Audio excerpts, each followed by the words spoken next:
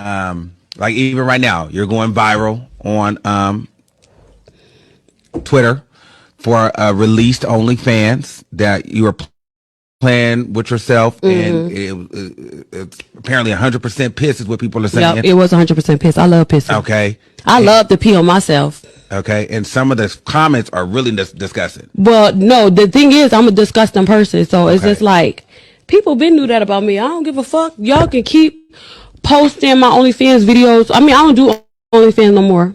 But what do you say to them that say she's a terrible representation for black women? Stop posting her. She's disgusting. I feel like when they say disgusting, they're not fucking lying. I feel like the people ain't, whatever you heard about me is the truth. I don't give a fuck. You know how you break all barriers? You break them by telling them everything. Yeah. So now that I told you everything, is no exposing. Like, it is what it is, bitch. I did OnlyFans during the pandemic. We were all fucked up. Some of y'all was sucking dick for free and still had no food in your fridge. And I'm not judging because I done been there. We all done had somebody that ain't had no money like that, but we was fucking with them because we fuck with them. Do what I had to do to take care of my motherfucking kids and put a roof on my head and my kids' head. So how I hustle ain't got shit to do with these hoes, because these hoes be out here really fucked up in real life, nasty, trifling, fucking multiple niggas. And if that's your hustle, that's your hustle. But bitch, I'm talking about the hoes that be hating on me. But me personally, if you said I'm disgusting, you was right. So niggas still want to fuck. They still love me. Yeah, okay. All right. I just want to know, like, cause like, what do you say to people that are like, you know, she just exploits herself for clout. She's just disgusting for clout. And then, but she has kids. And I don't say nothing. I send them my OnlyFans link. Okay. Yeah, like, that's what I do. Like, this, why would I care what people, I don't even know these people. Yeah. So I can't care what people that I don't know think about me. Like, what the fuck? I have my fan base already. I already made it. I already won. But at the end of the day, like, I'm an adult entertainer. Okay. It just so happens that I'm a TV star and I'm a rapper. So people like to put a lot of expectations on me. I'm a hood girl. They want to put these expectations on me to try to come for me. And it's like, there's a lot of porn stars. There's a lot of OnlyFans girls. There's a lot of adult entertainers. There's a lot of bitches that sing about sucking dick just like Lil' Kim, her motherfucking self. And talk about getting it, taking it in the ass. And Dina Howard and all of the motherfucking asses done did it. Y'all bitches thought that, y'all bitches think I'm the shit. And I tell you all the time, bitch, I ain't shit. So stop trying to motherfucking make me this bitch where you could come for me, because I don't give a fuck, baby. I'm gonna make my coin. Y'all bitches worry about y'all motherfucking trifling, bald head, dirty ass.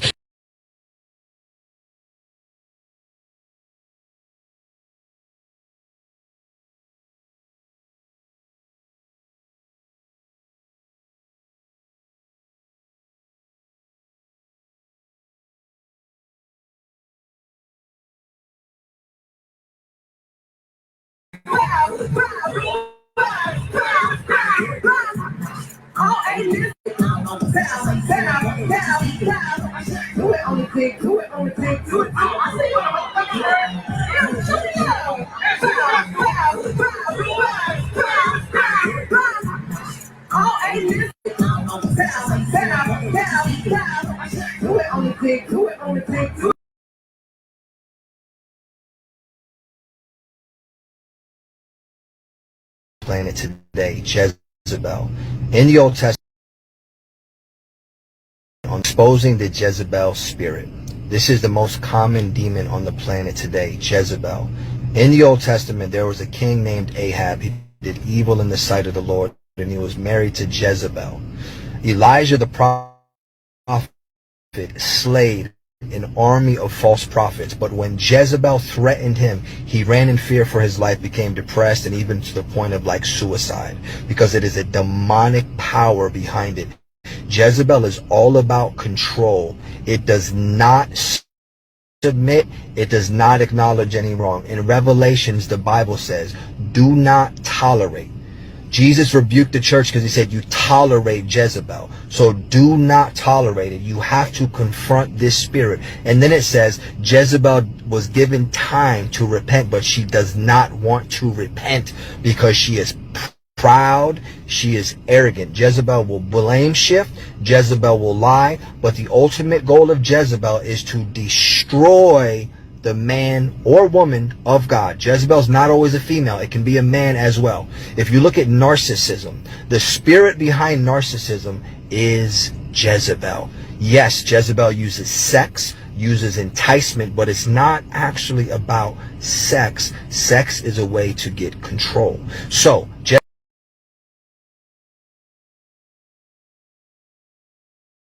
fixing their place.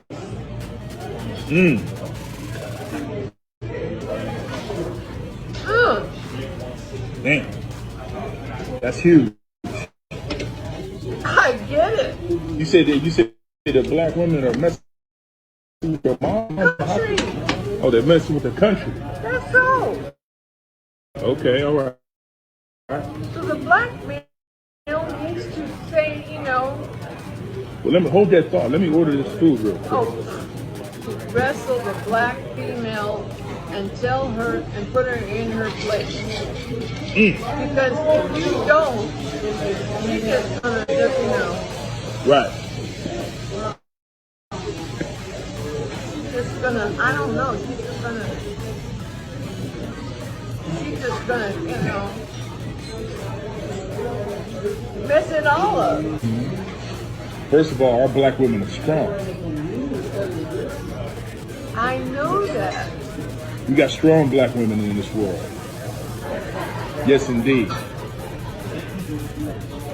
And the black women in this country, in this world, is not the problem. Yes, they are. Because when you talk about it, you talk about my black mother. No. You talking about my black sister. You talking about my girlfriend. You talking about everybody. Now I don't know what's going on with your mom. Yes. No, sir. I don't know what's going on with your mom. No, wait. My condolences to whatever's going on with your mom. Believe me, you got black chicks that are like that, okay? They need to be reined in. I'm serious. These ladies over here would love for you to join them. Okay, right on. Yep. Okay. Hey, you have a nice day, okay?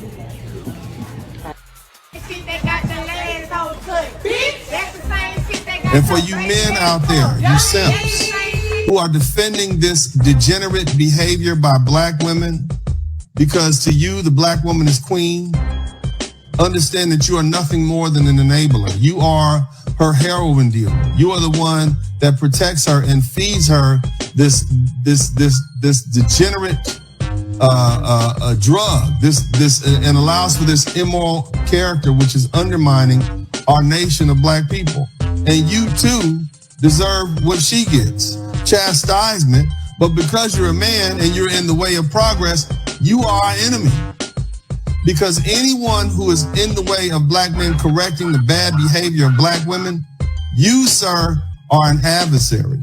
Now, I understand there are a lot of black men who have daughters, and your natural inclination is to protect your daughter. But if your daughter is exhibiting whore behavior, and you are not correcting that whore behavior, and thus intensifying the problems that we have here in the United States, then you're an inadequate father. You're a weak man, and you didn't deserve to be a father in the first place. More importantly, you're not operating by the code that you need to operate by, and you need to be checked because you're out of line. You got a new group of black men coming along.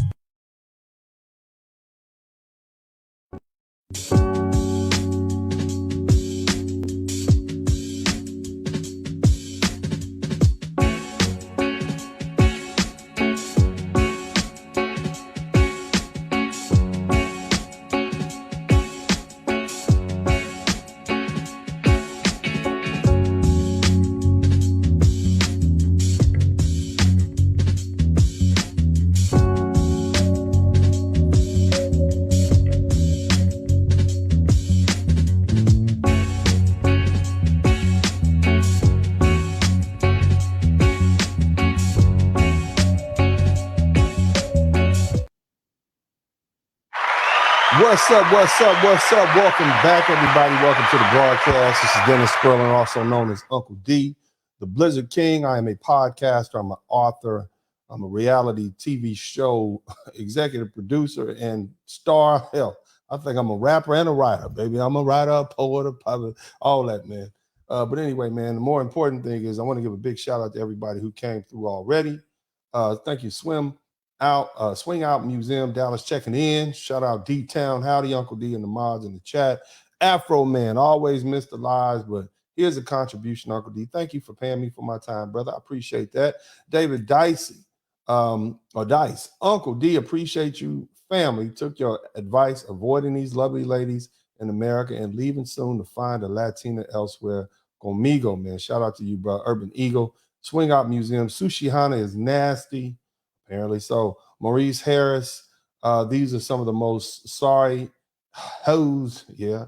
Pretty bad out there. Sushi Hana got more diseases than something. I don't know what lab and China. Boy, you something else, boy. That's, I don't know for sure, but it ain't looking good for the young lady, man. It looks, her mouth is filled with horrible things when she opens it and begins to speak. Randy Irvin, thank you for the super sticker. Kiki Palmer got one simp notch on her belt. Yes, indeed. Well, anyway, man, I want to give a big shout out to everybody in the Wrench Mob. Where my Wrench Mob dudes at?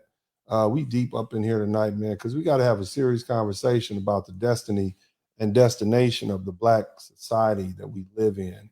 But let me first do this. I want to give a big shout out to Urban Eagle, Guillermo Williams. Shout out to you. Who else we got up in here, man? Jamal Smith. Big shout out to Arrowhead. Randy Irvin. Who else, man? Swing Out Museum. I got you already on the super chat. Broken Blade, Urban Eagle. Who else, man?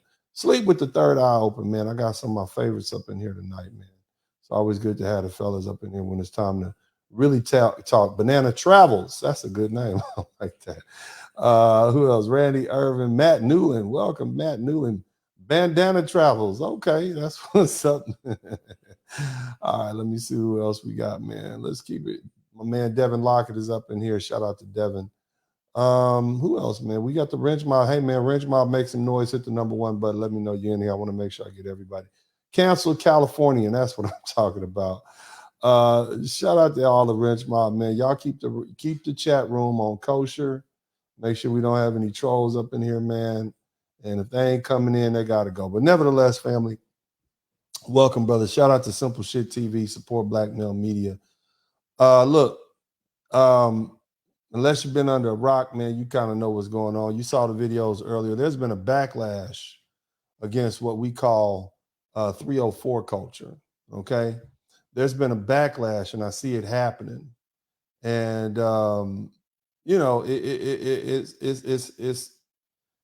and I predicted it. I knew it was going to come because you can only go so far with certain things. And that's what we're going to talk about. But before we go too far, I want to make sure you guys understand that tomorrow is Thursday. So what happens on Thursday at 7 p.m. Central Standard Time, 8 p.m. Eastern Time, and of course 5 p.m. Western Time. You will be able to see Co-Parenting with the Spurlings live tomorrow.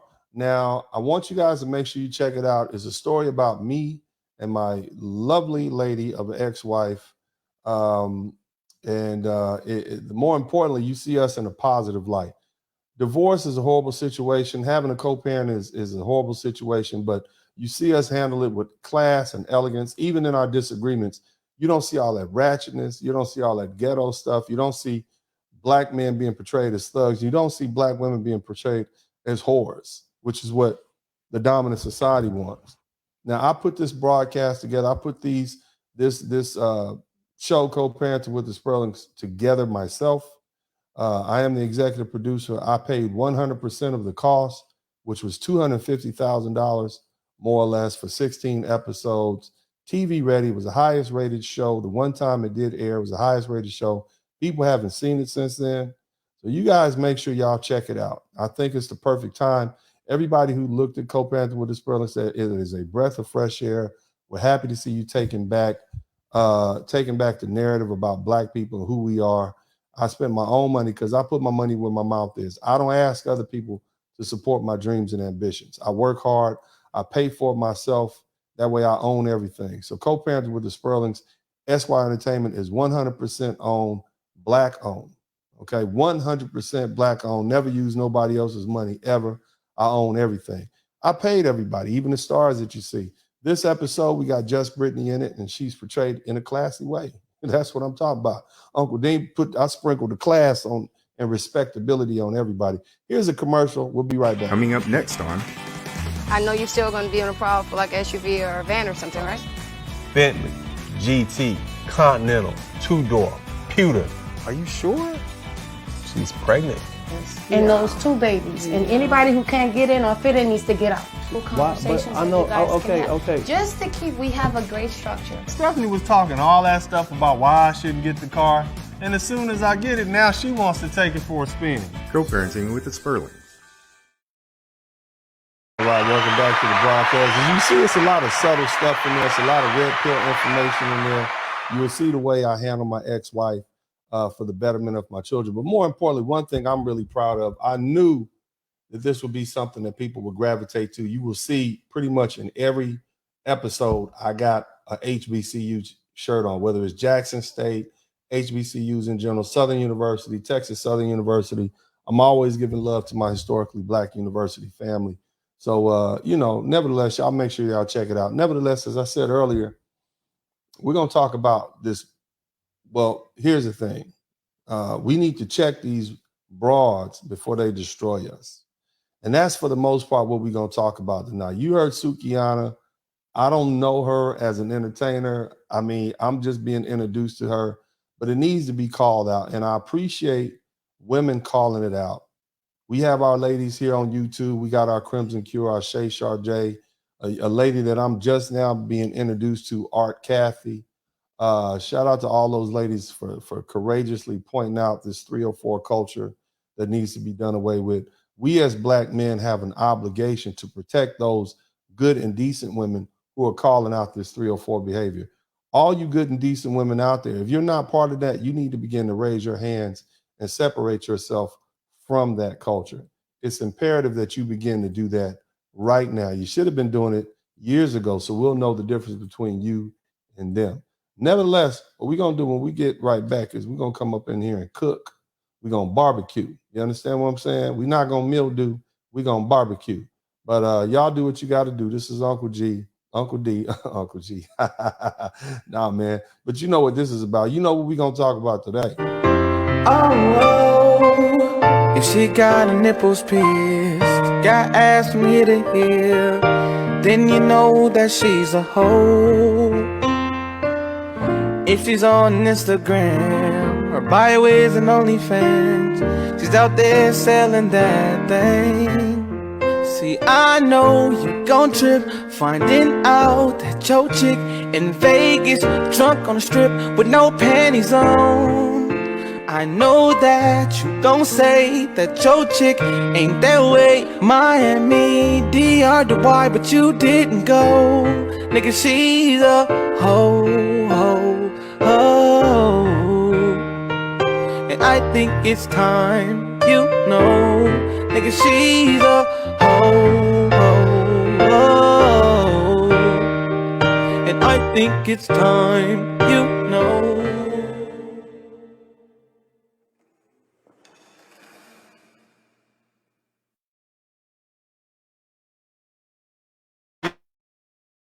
Welcome back. Come on over here. Let me introduce y'all to somebody. Look at my handsome son right here, man. This is my oldest son, Dennis. He just turned 16 years old a couple days ago. And today he just received his blue belt in jiu-jitsu after how many years of hard work, son? 9 years of hard work, rolling. 9 years. He went from a white belt to, I think he has about 6 or 7 belts between, but 9 years to get a blue belt. So shout out to you, young man. I appreciate your hard work. He's studying for the SAT now.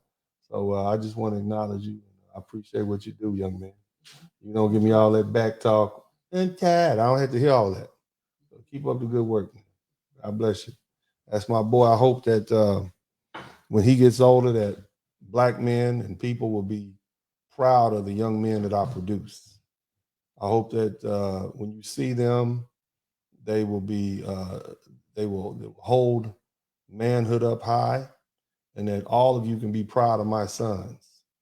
And, so it's not just me raising my sons for me, but I'm raising my sons so that they can be good, hardworking men, specifically black men, that make all of us look good.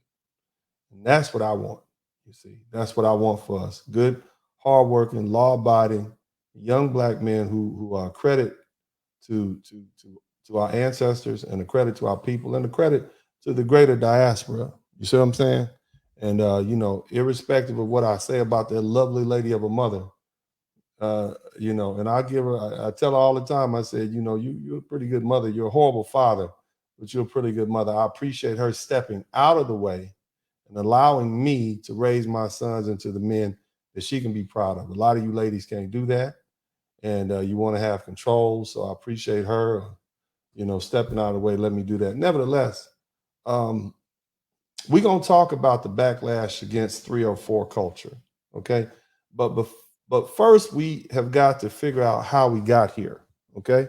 How do we get here? Where did this happen? Took a little sip of water. So let's lay this foundation. I want y'all to listen to me, okay? Only idiots deny the effects of historical inequalities such as sexism, all right? That still lingers in American society, okay? And there's been strides towards equity, and oftentimes these strides that women make towards equity run into a reactionary backlash. But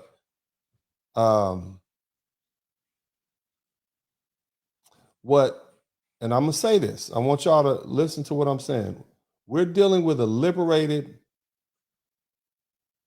and I'm trying to avoid these cuss words, but this is a biblical term, okay? We're dealing with a liberated whore culture that takes the worthy ideas of equality for women to an absurd extreme. For instance, they insist, for example, that male sexual and romantic interest in women is almost inherently toxic. And they also insist on displaying overly sexual and lewd acts as though it's an act of liberation and protest against male oppression. Here's the thing, because one of the core tenets of this liberated whore culture is freedom from patriarchal oppression or sexual oppression of female sexuality in speech and action, this lewd behavior and this over-sexualized behavior being put on display is somehow appropriate in response to what they consider patriarchal oppression.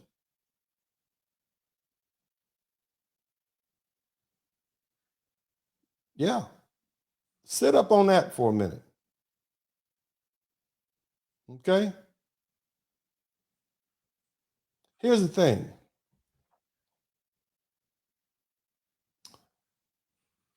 If you denounce this over-sexualization of women and girls, you're considered sexist in the Black community, or backwards, or behind.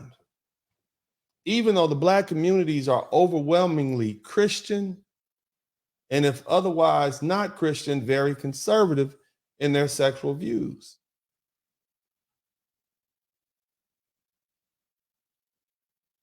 And we've always been like that. You have grandmothers and grandparents, most of them from the South. They've always been like that.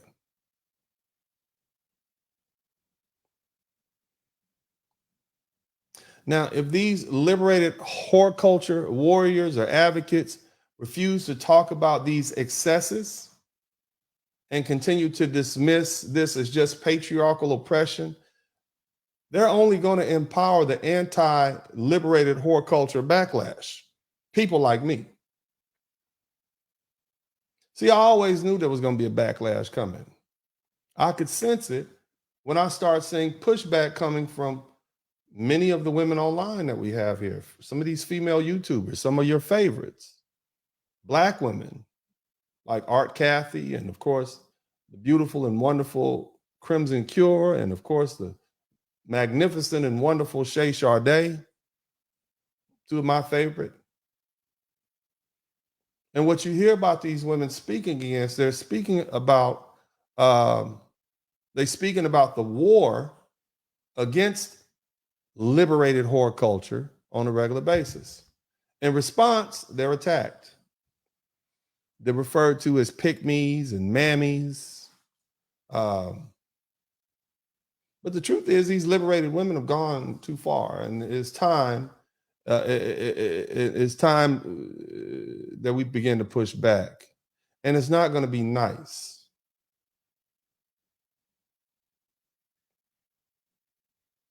It's not.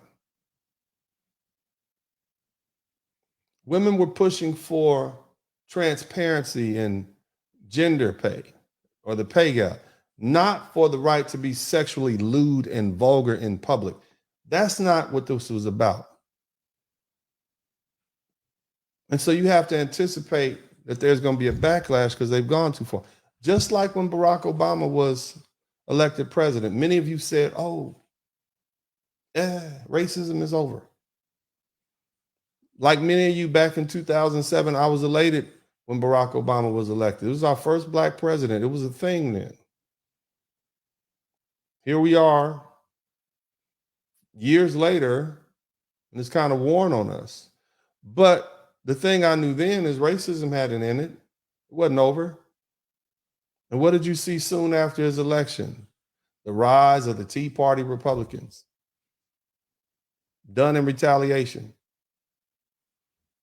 And the payback manifested itself with a vengeance in the form of Donald Trump. Now, whether you like it or not, Donald Trump was a response to Barack Obama. And then since then, everything's changed. Donald Trump's arrival unleashed rage, right, which had been bubbling up and away under the surface of society.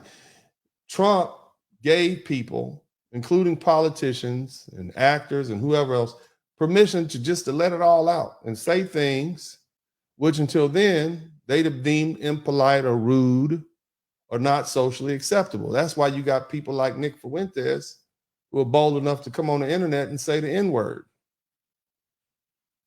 You see? Donald Trump ushered in the war on woke.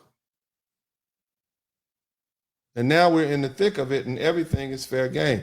Mexicans, Muslims, even women's rights. No one who previously benefited from woke culture, in general, no one is safe. Including those, and this is what we're talking about tonight, those who push that liberated whore culture that has infected Black society. I don't actually understand why Black people got annoyed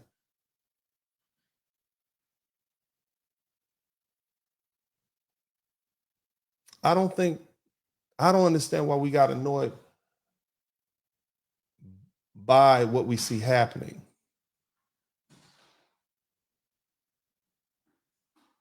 You see? We saw it coming. Slut walks, right? And then when you speak against it, what do? They want to sanction you or punish you or cancel you. They want to get you fired from your job. And all you're doing is speaking against lewd behavior.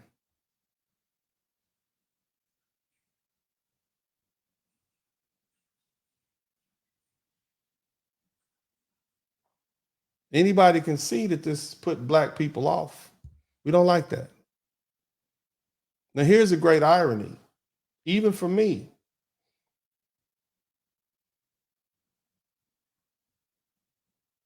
Anti-liberated whore culture warriors who freely speak against these lewd public behaviors, myself included, are attempting to shame and cancel those whore warriors. Somebody type 304 warriors in the chat room who've been pushing black culture into the ghetto, into the trash for at least a decade. So we're doing to them the same thing they were trying to do to us, but it should be expected. See, I predict forthcoming a feeding frenzy from the anti-liberated whore culture crusaders like my we're about to give them the blues is what I'm saying. And of course, there are going to be those who hopped on the bandwagon once they realize just how much profit can be made and that they can derive some clout from it, right? Whoop that trick playing in the background. Either way, this is what's going to happen.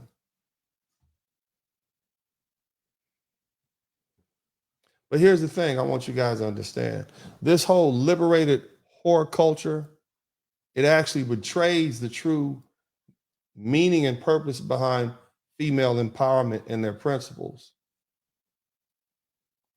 When we talk about women or exploitation of women, that's defined as a practice by which a person achieves sexual gratification, financial gain, or achievement through the abuse and exploitation of persons, of women's rights, their dignity, equality, and autonomy, and their physical and fitness and well-being. They say it, they call it a way in which that's done, exploiting women sexually, trafficking, prostitution, mail order brides. This is what they say. But see, here's the problem. When the media, the mass media, repeatedly objectifies women and girls and they're hypersexualized, the media contributes to that harmful gender stereotype and often trivializes violence against girls.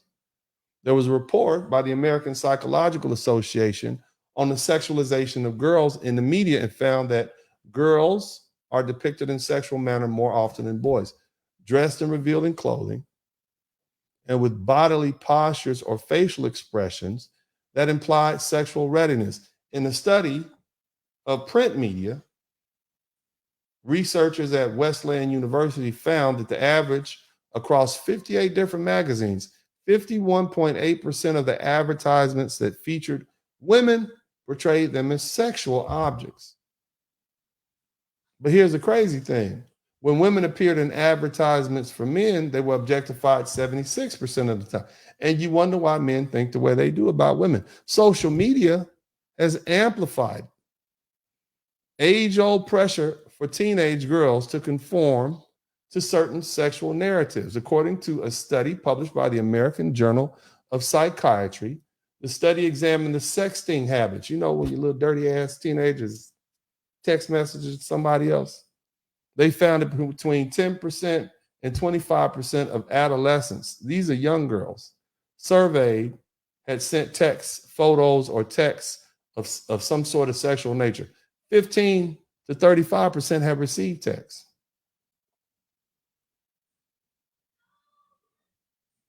So what are we looking at? We got hypersexualized models of femininity in the media that affect the mental and emotional, physical health of girls and women on a global scale. The consequences of hypersexualization for girls and women include anxiety about their appearance, feelings of shame, eating disorders, lower self-esteem, and depression.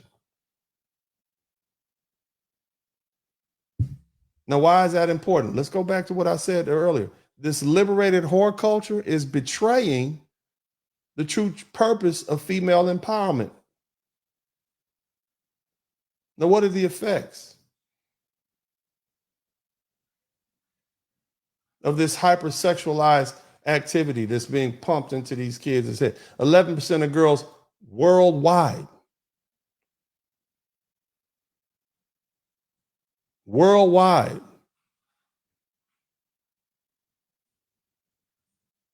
could not call themselves beautiful.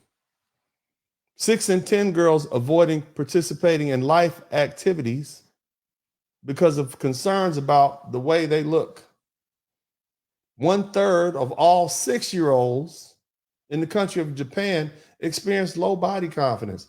Australian girls, a Western country, list body image as one of their top 3 worries in life.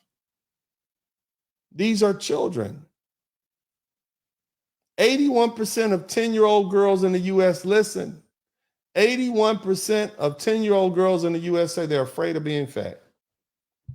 This is what these images are doing. Here's the worst part. Mind you, I want you to understand. Now roll with me. I'm gonna land this helicopter right on top, right in your front yard in a minute. We're gonna get to where we're trying to get. I know y'all thought I was gonna come in here and we was just gonna be barbecuing hoes from the get-go. But I gotta lay this foundation so you can understand what we're talking about. Sexual objectification contributes to harmful gender stereotypes that normalize violence against girls and women.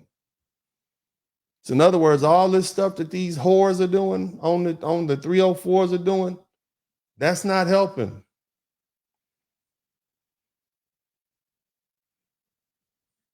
It's not helping the sanctity of womanhood. These stereotypes are not only harmful for girls, boys see how their bodies are portrayed. In other words, we get to look dignified in relation to the girls. And the boys internalize that. And the notion that success and attractiveness are tied to dominance, power, and aggression. That's what the boys see. Advertisements and social media images, they set a gauge for what's normal in our society. And the media, including social media, reinforces that power dynamic. And what does it do? It all goes to degrade and harm women. That makes gender-based violence seem trivial. They all look like hoes. It reduces the likelihood that acts against violence in women is going to be reported. According to data from 30 countries, only 1% of adolescent girls who have experienced forced sex reach out for professional help. In the US, right here, only 1 in 5 female student victims between the ages of 18 and 24 report sex violence. And that's according to the Department of Justice.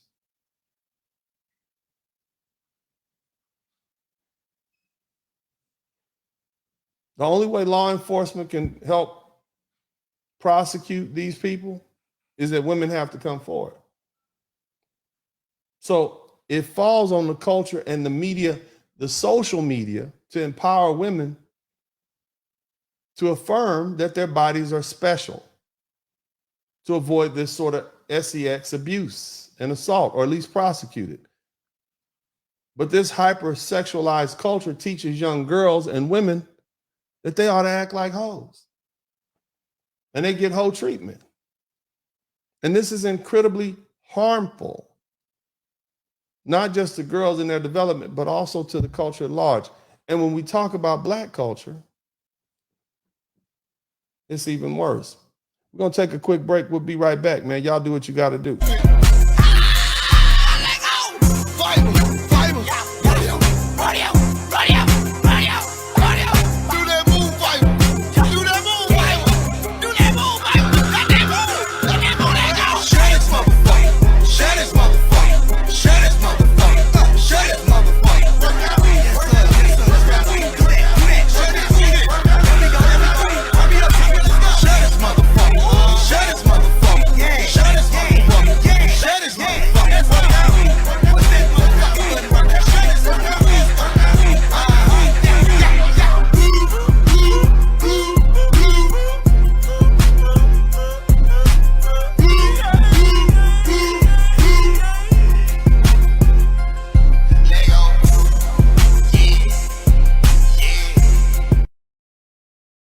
All right, welcome back to the broadcast. So now it's time to get down to the nitty-gritty. This is what y'all came here for, okay? So we got the official stats out the way. You've heard the problem. I've laid the foundation. And now we want to address the specific problem. Now, recently, there's been a couple of things, but the first thing I want to talk about is Essence Festival. Have any of you all been to Essence Festival? I started going to Essence Festival probably back in 1998. You understand? When I was at Southern University. It's a classy event. People dress nice. Nice people show up, man. Classy people. It was a great event.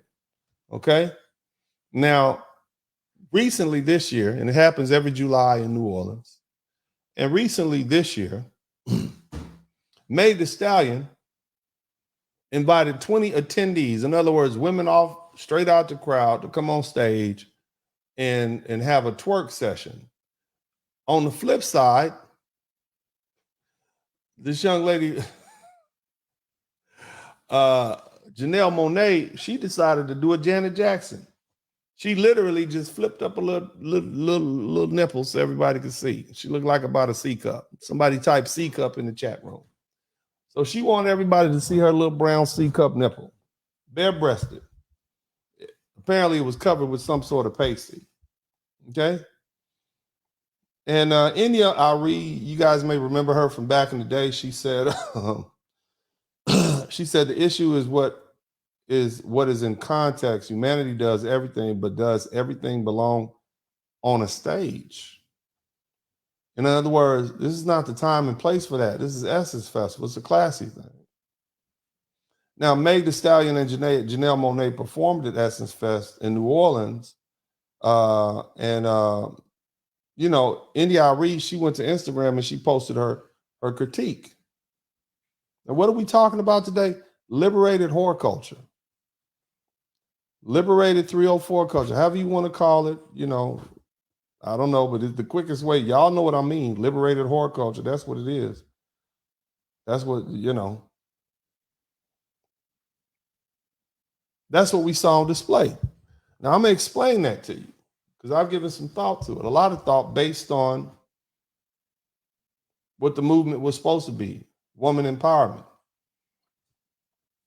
Now, what did India Ari say? She said that Meg and Monáe lacked discretion. Somebody typed discretion in the chat room due to their risque performances. In Meg Thee Stallion's case, she invited 20 broads on stage to twerk, ass out, no drawers on, while Monáe is showing her nipple. The issue is, what is the context?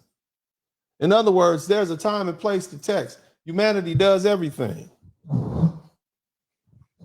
But does everything belong on stage for the world to see?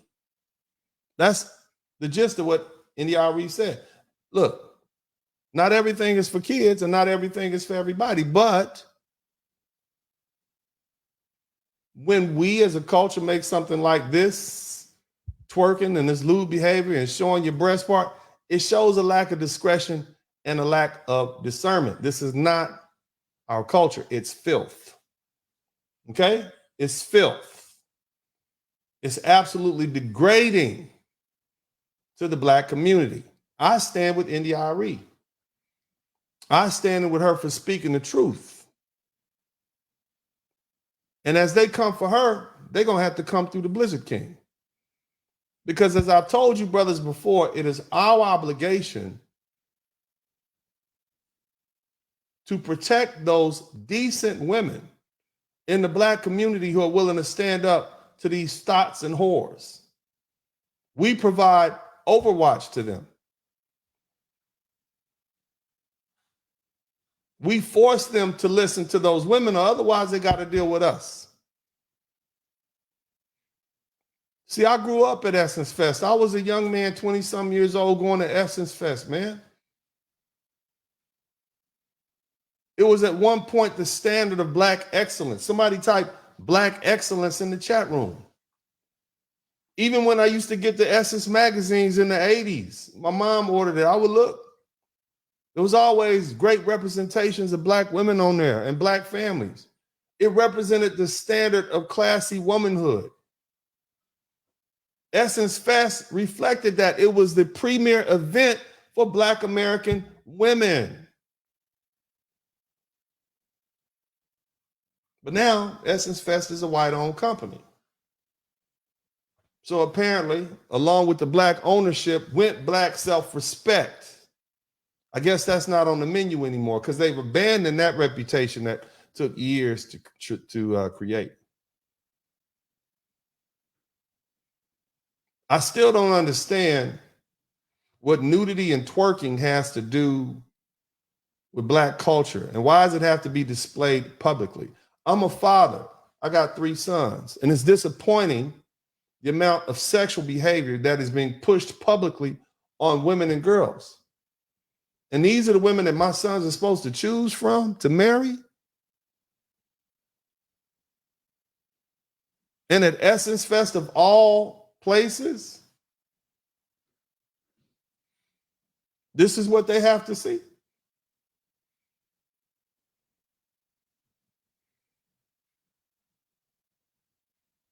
Booty shaking, twerk culture, that's getting old.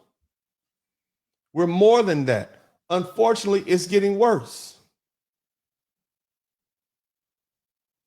And here's the cold part about it. When you look at these women shaking their body parts, these are not young women.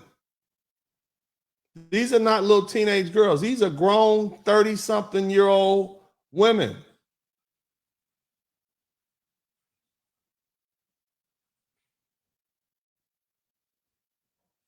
This is your representation right here. And then you got Janelle Monáe, very beautiful young woman, looks sweet and innocent like the girl next door or around the corner. I would like to say she's being used as a pawn, but unfortunately she looks like a willing participant, helping usher in all this freedom, all this liberated whore culture that ultimately will lead us back into bondage. When Meg Thee Stallion first came out, if you guys recall, she was in the woman empowerment. But again, modern women's idea of female empowerment is being able to be a whore anywhere they want to be. Liberated whore culture, everything is about sex and sexual expression. You can't even enjoy a Black concert with your family anymore because everything is sexualized. This is not culture. This is degrading and it looks stupid. I'm all for Black excellence, but this is not it. It's not something that young Black women should be exposed to or made to think is normal. It is an over-sexualized agenda. It is truly an anti-woman liberation agenda. This is the culture. Women don't even show their faces anymore. The only thing you see on a woman is her behind. Why does a woman's sexuality have to be the introduction to her personality? Let me know. What examples of womanhood are you establishing to the world for them to judge you? When you're leading with your ass. Because apparently, this is all modern Black women think they have to offer, which is in itself unfortunate.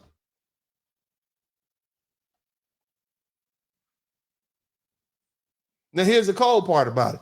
And I know I'm going to get this in the chat room. When men discuss this whore culture on social media, on TV, or whatever, in relationship to what's going on in the Black community, they're deemed insecure, misogynistic.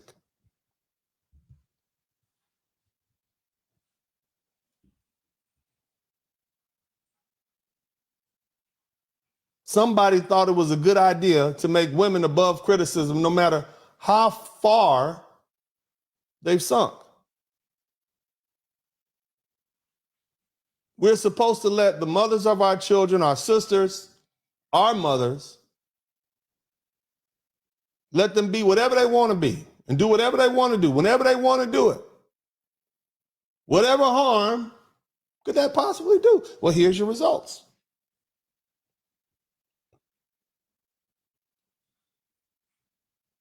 Now, there's certainly nothing wrong with dancing. There's nothing wrong with twerking. Nothing wrong with it. It's just about time and place. Nevertheless, I think overall, we're exhausted from seeing all that ass jiggling, all that cellulite. Aren't we? Somebody type tired in the chat room. Not tired, tired. Somebody type tired in the chat room. I mean, we had music videos back in the day, but with social media, it's like boom, bam, all the time. Class is no longer celebrated. Half naked is celebrated. Butt cheeks clapping together is celebrated. Cellulite smashing together from your butt cheek to the back of your leg is celebrated. But dignity and respect are not. Where we go? Essence Festival is synonymous with sophistication. It's not King Magazine. It never was. You guys remember that? It was a standard for black women to look up to. And see, here's the thing. Black women are multifaceted. Throughout the history of time, it's always been a group of black women that shake their ass. They shook a little something. They listened to a little Uncle Luke, little 2 Live Crew. But they were also portrayed as dignified thought leaders and classy ladies. Now, before we go any further, I want to shut something down. Because I mentioned that we've always had women to shake their ass. And some of you are about to say, well, yeah, that's what we did in Africa. You don't speak not one African language and you talking about the culture from Africa. Stop trying to pass this degenerate behavior off on our brothers and sisters in the continent. Let me say this again. On behalf of the African brothers who are here and the sisters who are here, all my Black American folks, stop trying to pass, and my West Indian folks, and my Afro-Latino folks, stop trying to pass this degenerate, ass-shaking behavior and whore behavior off on our African brothers and sisters in Africa. First of all, most of West Africa, from where we were taken, at the time we were taken, it was Islamic. It was an Islamic state. They were Muslim. And they're the same Muslims that they are now. You wasn't going to be shaking your ass in the caliphate.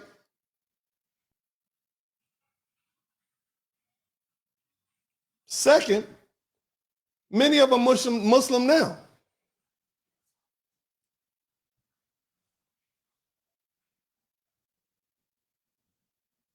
And they still not out there cutting up like that. Here's another thing. Go to an African wedding, and the only skin that you will see being revealed is the beautiful skin of the women, their faces and their hands, sometimes their arms. You sadly trying to pass this whore culture off as African. That ain't it. You don't know your history. This lewd behavior that you call dance is disgraceful. It's nothing like what they're referring to. Harriet Tubman and Soldier of Truth weren't throwing their ass around, were they? And they were more closer to being African, full-blooded African with African traditions than these modern Black women in 2023. This ain't ancestral, not one bit. This is just classless. And it's an insult to our African ancestors for you to try to put it on them. My African brothers and sisters are well aware of their ancestral history and that of their fellow African countries, of which there are 52. And you fools are absolutely clueless as to what you're talking about. Africans dance with clothes on and with class. So do not compare this liberated whore culture and the tradition of shaking that ass, this ratchet classiness to what they had going on.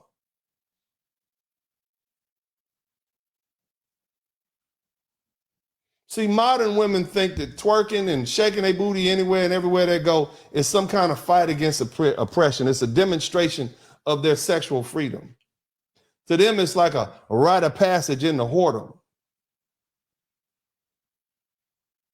And then they try to turn around and allege that the ancestors did it so as to justify it. That's a weak argument.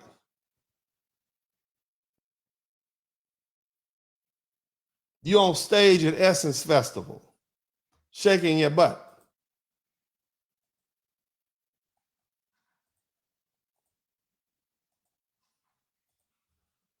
The whole world looking at your tampon wings coming out, the little string coming out. Got your maxi pad flaps wrapped around. They see all that. Just busting it wide open. For everybody to see. Look at that. This is an Essence Festival stage in New Orleans. This ain't South Africa in the 16th century in some village where the women are doing the mapuka.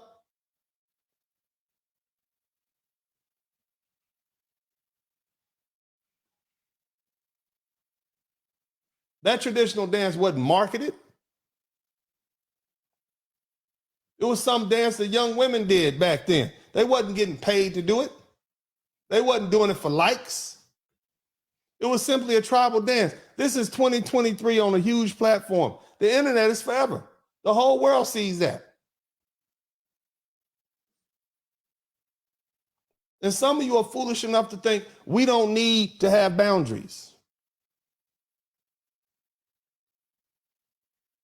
Hey, some things can be exclusive to certain crowds, like your man or the strip club. This is not our culture. That's not our history.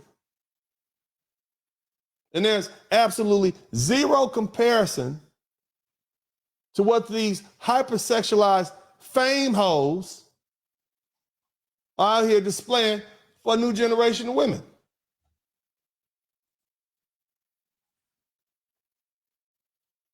Now, y'all smoke on that for a minute. We'll be right back. Matter of fact, y'all go and you need some Jesus right quick.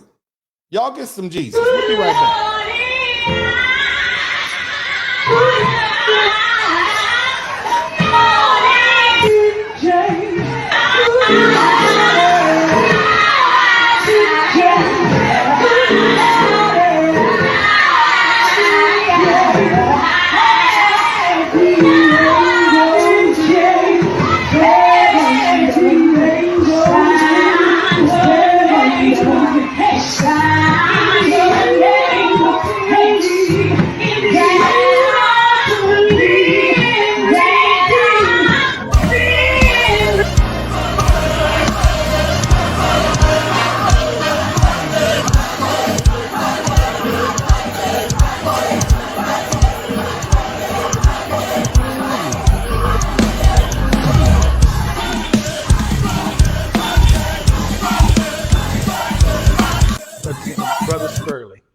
Brother Spurling met his fiance in my mixed group, and she was doing her thing. Ivy League educated, beautiful attorney. He's a successful attorney. Now he's like, I'm gonna put her through law school. She's gonna become an attorney. That's the kind of shit I'm talking about. I want to call you back to the sister that called into my show. Who said when I first listened to you, I didn't like you. All right, welcome back to the broadcast, everybody. Y'all make sure y'all get the likes up, hit the #1 button. So, as you see on the screen right now, you got this young lady named Glorilla. Somebody type Glorilla in the chat room. Y'all read that? Where all the good girls at? Where the decent women at? Let's hear what she's saying. Glorilla says that fellas prefer a ghetto girl over a classy one. Hold up. This is the first thing I want to know. Who made this broad our spokesperson? Y'all already know how I feel about women speaking on my behalf. I damn sure wouldn't want one like this speaking on my behalf. First thing I say to you and all you other women, you don't speak for us. No one made a spokesman for black men. I'm an advocate for black men, but I don't speak for all black men. You damn sure don't speak for us, especially when you say something as silly like that.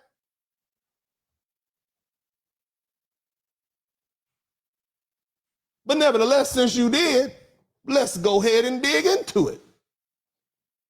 You forgot to say, when you said that the fellas prefer ghetto girls over classy girls, you forgot to say that men prefer easy sex. And it don't take much to get sex from a hood chick. See, ninjas love hood rats, but we're not ninjas. 63% of black men,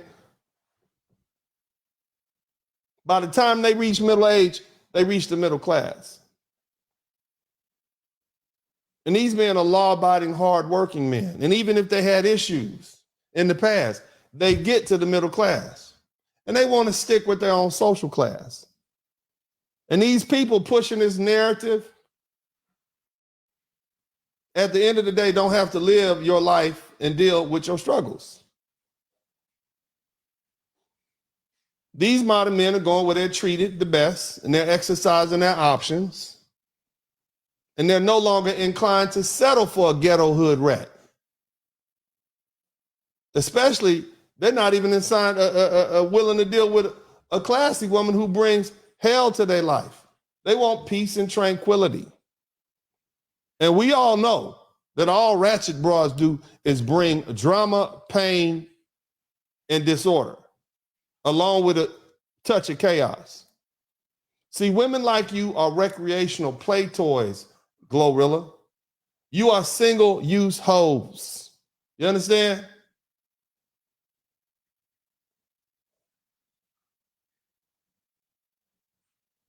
A woman that you can build a future with and one of these ratchet hoes, those are two entirely different type of women. And a lot of you thugettes have a hard time understanding that about us men. Sex does not always equal love, boo-boo. Love is deeper than just sex. Whores with no string attached, that's not for long. That's not long term. A good, classy black woman is who we truly, really want to protect and cherish and love, not scallywags. What kind of dumbass whore believes that good, decent men, hell, hood dudes, would prefer you over a decent woman?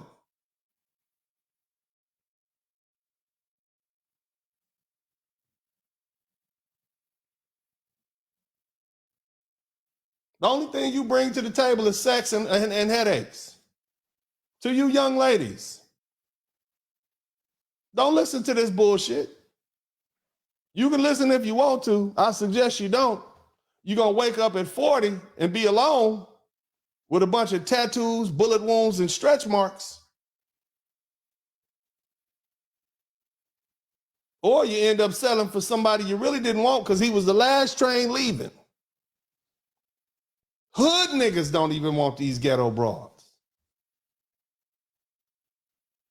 The type of women that hood dudes want come from middle class, upper middle class, sheltered girls. They don't want hood chicks. All y'all loudmouth, classless, empty-headed pass-arounds. All you get is the baby mama status at best. And the community reflects what I'm saying. Y'all ain't never been elevated above dropping that baby out your crouch status. And when you do go get a man, you taking care of him. The only dude y'all qualify for is bums and dusty dudes and broke dudes. Glorilla, stick to spitting them whack-ass rap songs that you spitting. You are not a philosophical genius. No one praises your intellect. We accept you, okay? We accept you because you are the court jester and you make us laugh. We don't want no more 304 quotes. All right? Somebody type hoe quotes in the chat room. Keep them hoe quotes to yourself. Let me tell you something. These degenerate, low-life, demonic, twerking on the table, fighting in the street, robbing, stealing store broads, keep trying to associate themselves with decent black folks, specifically decent black women who have earned the protection and respect of black men. Don't let them do it. You see what they did? They turned Hot Girl Summer Takeover. They turned Essence Fest into Magic City.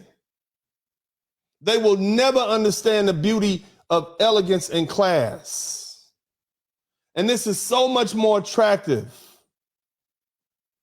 and respectable to me and other men like me. See, despite popular belief, black men still have great respect for decent, respectable black women. We just don't like the fucking sisterhood of whores. We don't like sellouts and traitors. And they make all of you decent, respectable black women look bad. See, the dominant society is quick to and readily highlight these thoughts over here. They'll put them on TV in a minute. Give them a contract. Let them broadcast that whoredom, protect them. We know they don't represent all black women, but you good black women, you decent black women, you've done a poor job. When I say poor, I mean shitty job of separating yourself from these hoes.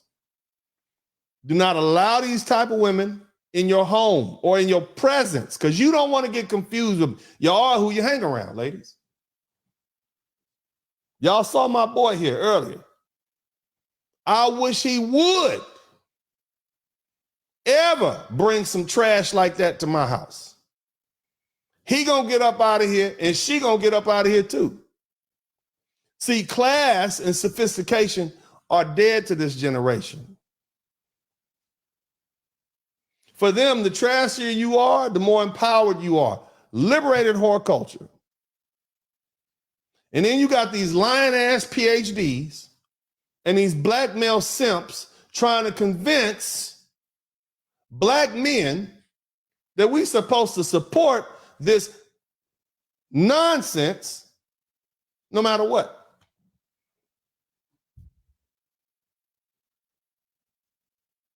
My suggestion to these thoughts, and learn accountability first, and then we'll see. Because as it is right now, these black male simps and liberated women, they're ruining black society. And this is why passport bros are leaving and going overseas. Somebody type passport bros in the chat room.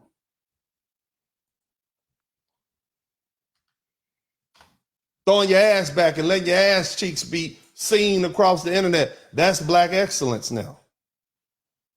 And if you say something about it, you're a hater. They won't be satisfied until they destroy themselves along with all of us with them. Because when our reputation goes, so goes everything else. We are no longer human beings.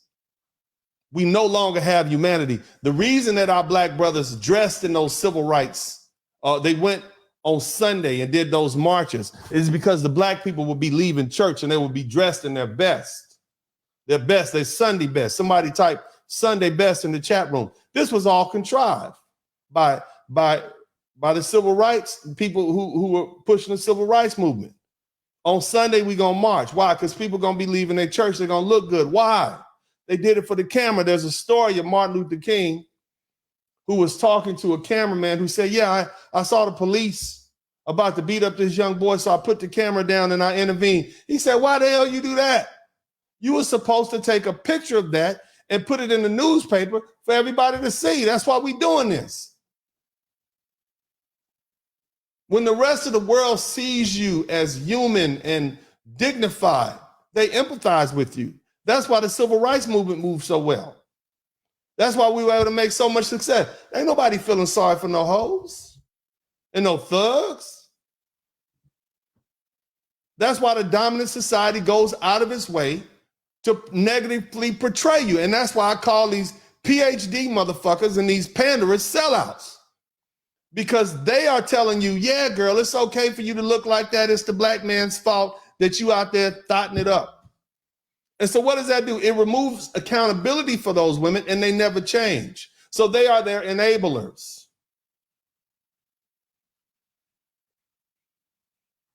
And they can't tell me they don't see. They're doing it for the money. If they start telling these women to clean themselves up, they're going to get a rebellion. And they'll stop paying them for their little fake ass schools and books and shit. Stop looking at their little podcasts. They actually had to go back to work. So you got the dominant society portraying this negativity through these superstars and these stars. And then you got women around imitating this liberated whore culture. And then you got these punk ass PhDs saying, yeah, girl, it's so if you do it, it's the black man's fault. And so guess what? If it's the black man's fault, you like that. In a woman's mind, she said, well, he needs to fix me. And if he can't fix me, it's his fault I'm like this in the first place. So I'm going to just go ahead and be a liberated whore. It's a jacked up circle.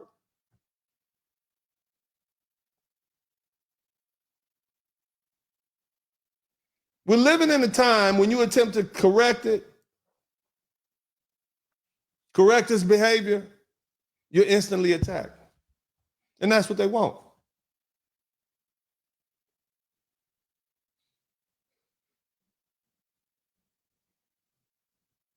The whole world sees black women as degenerate whores.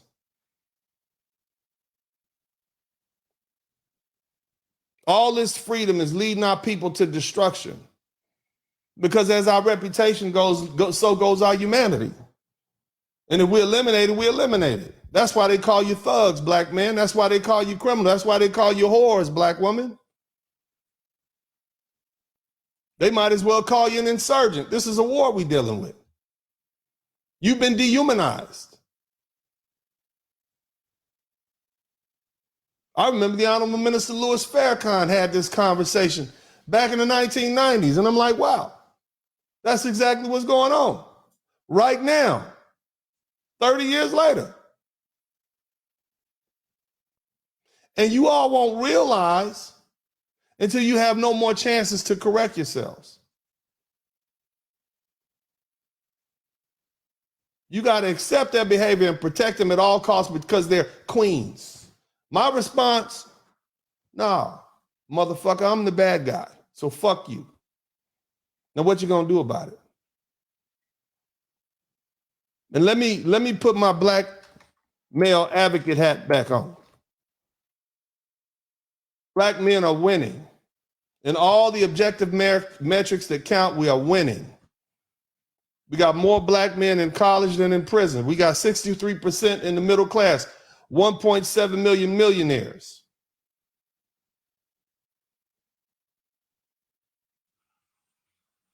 We got the highest use of birth control, black men. 51% of us don't have children. We're doing great.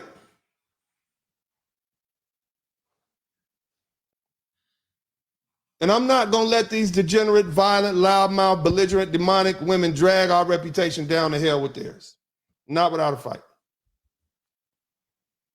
So I want you decent, respectable, honest, hardworking, loyal black women. You need to pick a side. Somebody type pick a side in the chat room. You ladies need to pick a side and become vocal about your support for black men. Anytime you hear one of these half-educated fools talking reckless about black men, you make sure you cite the proper authority. And that said, black men, we need to support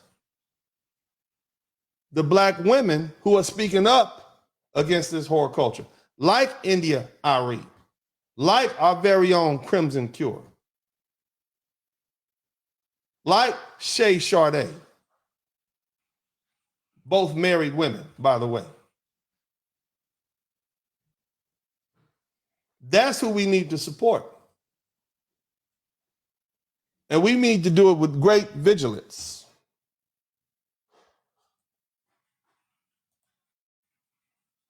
And anybody got a problem with them? Oh, well. Nevertheless, we've been talking for an hour and 23 minutes. I done went too long. But you know what? I know y'all learned something. I know you did. If you learned something, hit the #1 button. If you learned something, hit the #1 button. Better yet, if you learned something, if you truly learned something and you appreciate what I'm doing and you respect my time, show me that you respect my time by paying me for my time. Let's get the super chats popping. Bam, go with you.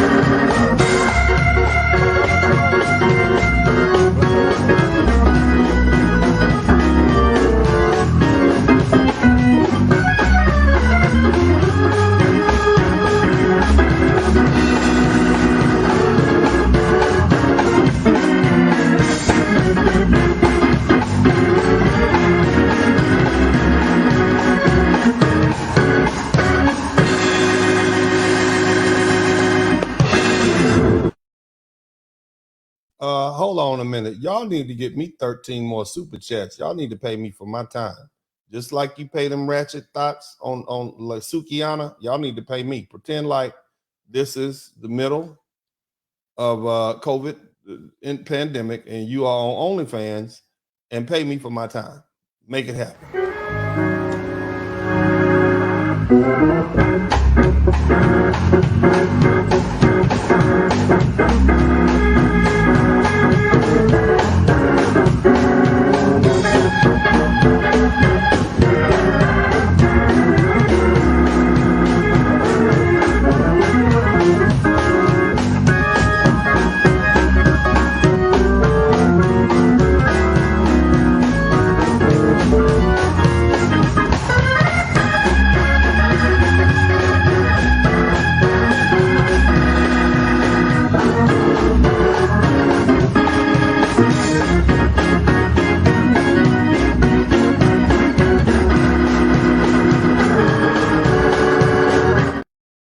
Straight tripping. Y'all tripping. I need 12 more super chats. Pay me for my time. We're going to change it up a little bit. Under the blood, Jesus cover me under the blood. Under the blood, me say me under the blood. Jesus, you may cover me under the blood. In the morning when me wake up, and the blood that Jesus me take up. And when me feel like me, I go break up. Put the blood on me face just like a makeup. In the morning when me wake up, and the blood that Jesus me take up. And when me feel like me heart break up, put the blood on me face just like a makeup. Under the blood, under the blood, Jesus cover me. Jesus, you be cover me.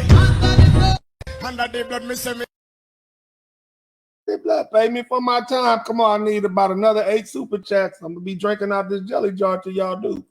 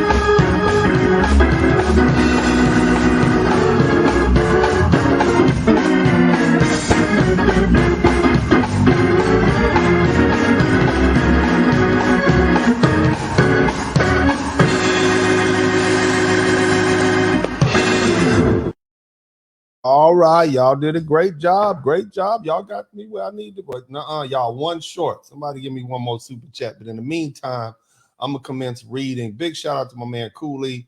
From one real brother to another, keep teaching. But before I do that, look, let's go ahead and open up the chat room. I want to get you guys in here, man. Y'all start piling in the chat room. Let's talk about these 304s. Hopefully you learn something. Hopefully I explain to you all how this female empowerment went from something legit to being something that's basically liberated whore culture. And somebody, maybe you can come up with a better idea, but y'all know what the hell I'm talking about. This is the internet. It's the middle of the night. And that's why I put my broadcast in the middle of the night so that I can cuss like a damn sailor. Okay, I did it for this reason. I didn't want kids to be up listening to what I was saying. I wanted to just be for the fellas and grown-ups. But anyway, the link is in the chat room. So y'all come through and you go ahead and start piling in. And we're going to start talking. Big shout out I want to give a shout out to all these folks with these super chat. Again, my man, Phoenix, Phoenix JK Adventures, Blackmail Media. Man, let me put a little mood music on too. I don't want to go ahead and set the mood, baby. The mood. Let's get this music popping. Bam. Okay. Let's get that going so I can read these super chats. But the link is in the chat room, y'all, to come in. Somebody pin it to the top of the so we can come on in. I want you guys to come through. Let's chop it up. Bam, there it is. Let's have this conversation. Support Blackmail Media from Quiet Storm. My man Phoenix JK Adventures, Blackmail Media. 99 Blessings, Uncle D. I can remember last year a woman did a song called Baby Daddy Free. I know, right? Damn. She was dancing and twerking in front of a Planned Parenthood. They looked like giftlings from the dark crystal. Yeah, man, it's getting bad. It's going to get worse. And that's why we need to begin to do something about it. Brandon Jackson, thank you so much for you, $4.99, brother. BX, brother, my man from the BX. Is that the boogie down? Bronx. BX, shout out to you. Said salute. Who else we got? From one real brother to another. Cooley, thank you so much. Simple Shit TV. Support Blackmail Media. I ain't gonna say I'm trying to cut back on the cuss words because the damn what's it called, man? The damn word police is always, profanity police is always harassing me. Anyway, Seminole 2414. Continue to do the Lord's work out here, Uncle D. Call out the BS as you see it. I have to, man, because my children are here. I got a stake in this. Let me run this back to you again. I have a stake in this. I got young boys and I want them to marry black women. And my preference is for them to marry black American women. But damn, looking for one of these women is like looking for a red snapper in a pig pen. It just ain't gonna be there. You see what I mean? So I'm doing this for my own self-interest. I damn sure don't want to have some young woman who is a retired thought raising my children. That goes against what I stand for. You see what I mean? So that's why I'm doing what I'm doing, man. Shout out to Seminole 2014. G Money, I'm going old school. Jesse Jackson. I am somebody. I am the Reverend Jesse Jackson, not to be confused with Action Jackson. Denied and healed today. Uncle D got accents. Anyway, Jamal Smith, thank you so much. I feel you, Michael Roberts said. Clark Brown, Swing Out Museum. Andy Moore, Randy Irvin, the Assur. Q Ali, appreciate you, beloved. Thank you so much, fam. Swing Out Museum as written. A laborer earns his wage. Amen. Thank you so much. I appreciate you paying me for my time. Eddie Washington. I got 5 on it. Paying for the time of the Blizzard King. That's what I'm talking about. Black Free think our middle and professional classes need to lead the cultural discourse. Yes, not thoughts. Okay, no more hoe quotes. Somebody type hoe quotes in the chat room. No more hoe quotes. I don't want to hear what Cardi B, Meg Thee Stallion, or Glorilla got to say. No more hoe quotes. These are not great philosophers. All right. Shout out to Wrench Turner. He said most hardworking brothers prefer a woman that looks like a news anchor. Ain't that the truth? Yes, Lord. Jamal Smith. It's not. Shout out to Wrench Turner. My man Jamal Smith said, "It's not the men. It's not that men prefer ghetto women over classy women. It's that she wants men to prefer ghetto women over classy women. Ain't that something? Yeah. Ain't that something? Right. She wants that, right? Because that serves her interest. Original Man Twerking started in New Orleans, and Ma Pokora is something different. Yeah, I know, but man, they started they was in the clubs, not all out in the street and showing their ass. They didn't have, it wasn't some kids was doing out on the middle of the stage and shit at the kindergarten graduation. You know what I'm talking about? They gone too far. Okay, swing out museum. What about the sisters that twerk in the former slave dungeon? I talked about that already, brother. It's just that's that liberated culture, that liberated whore culture being exported around the world. Original Man, my brother and I debunked the myth of twerking coming from Africa on another channel. Stop trying to pass the whoredom as Africa. Yeah, leave our African brothers alone. They got their own shit. Our West Indian family got their own shit.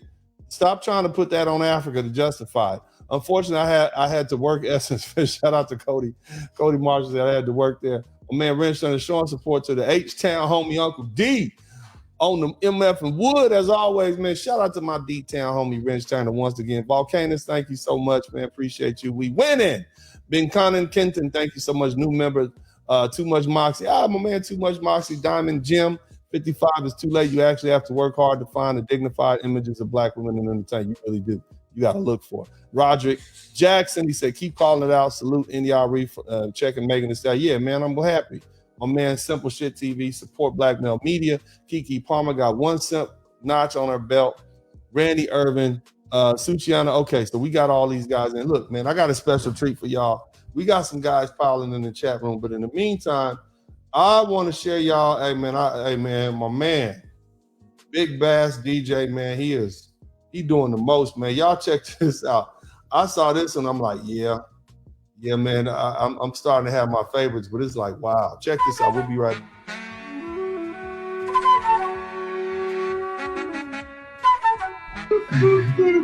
I know that. Please, Nick, out of respect to minorities. What the fuck? Stop! I want to get another air right now. You punching air, probably swinging around eating some bananas. Fucking stupid bitch. Preach is crying right now, swinging from a monkey ranch. And why is she going to end up with a poor mate? Because we as black men are not raising black boys to be the men that our women need. If we're going to be men, the first thing we got to do is take responsibility for why our women feel the way they feel. I want you to listen to what this Negro has to say. Of a white guy who married a black woman with black children. And in this video, the white guy was clowning black men and saying, you think I can't raise black boys? I raise them better than y'all do. This is type of woke shit that I'm talking about right here that makes white men like Nick Fuentes get on the internet and be comfortable saying nigga. This is why motherfuckers like this are dangerous. And we've let these Negroes go on too long saying whatever they want to say. All this anti-black male rhetoric is what it is. This is why motherfuckers like this are dangerous. And we've let these Negroes go on too long saying whatever they want to say. All this anti-black male rhetoric is what it is. We got too many PhDs screaming they woke. Sleep on the land and take us off for a joke. The blacks I see, immigrants, tap dancing, nigga shit. Homie, he ain't black like me.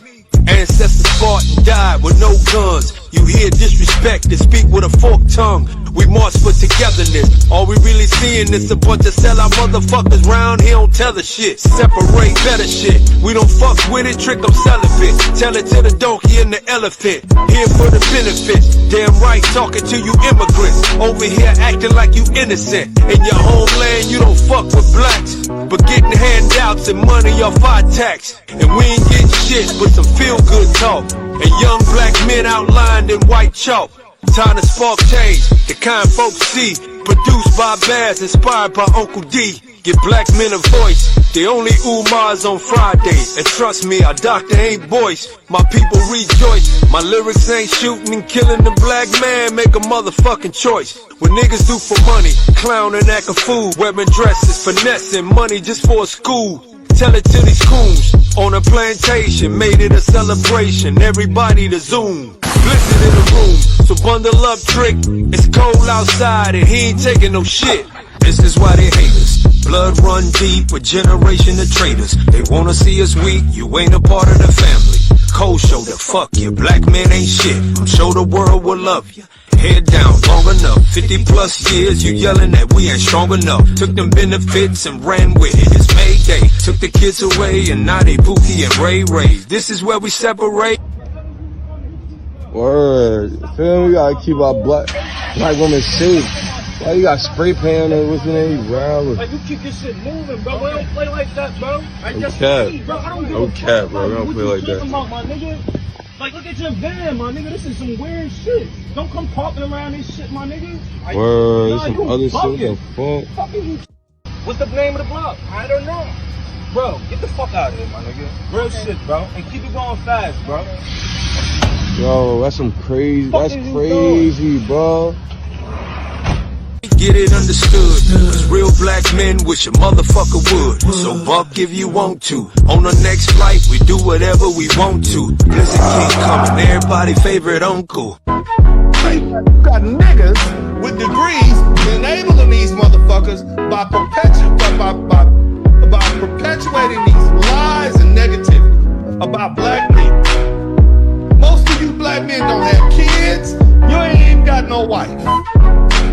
31% of y'all are married. 51% of you don't have kids, and you're not married. That's 82% of black men who ain't did shit or are doing it the right way. It's 18% of men out there with children outside of wedlock. And of that group, they are better fathers than men of other races who are married to their women. Right. You black men are outstanding. You hear me? You are winning. Fuck what these PhD ass niggas are saying. You are winning.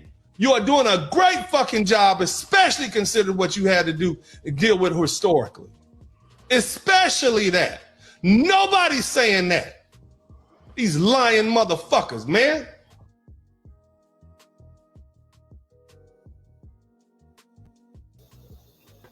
Straight up, y'all. Yeah. Welcome back to the broadcast, man. Big shout out to Big Bass DJ, man. That's dope.